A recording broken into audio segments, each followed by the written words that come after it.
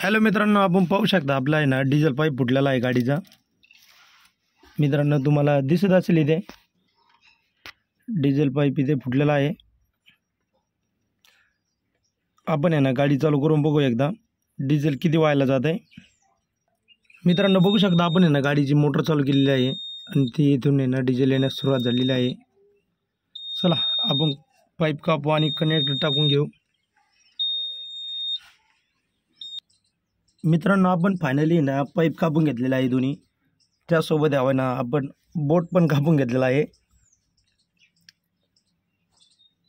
आणि इथे कनेक्टर आहे। आता मित्रांनो आपण आहे ना फ्युकिक लावून आहे ना कनेक्टरने आहे ना जोडून घेऊ एकदा।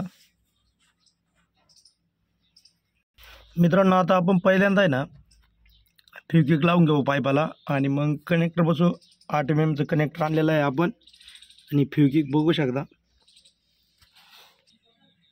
फायनली ना आपण कनेक्टर एक साईडनं जोडून घेतलेलं आहे।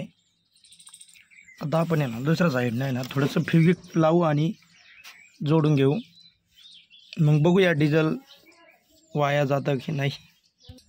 मित्रांनो आपण फायनली ना दुसऱ्या साईडनं पण आहे ना कनेक्टर जोडून घेतलेलं आहे। आपण आता आहे ना त्याच्यावरती डिझेल आलेलं आहे ना पुसून घेऊ आणि बघूया मग डिझेल लिकेज होतं की नाही।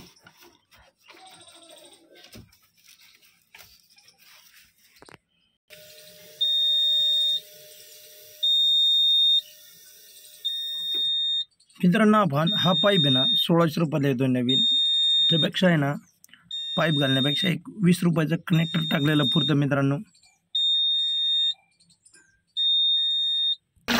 आपलं फायनली ना डिझेल लिकेज होणं बंद झालेलं आहे।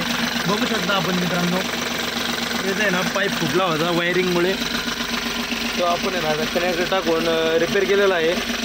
तरी गाडी चालू करून बघितली आपण डिझेल लिकेज होतं की नाही, पण डिझेल लिकेज झालेलं नाही आहे।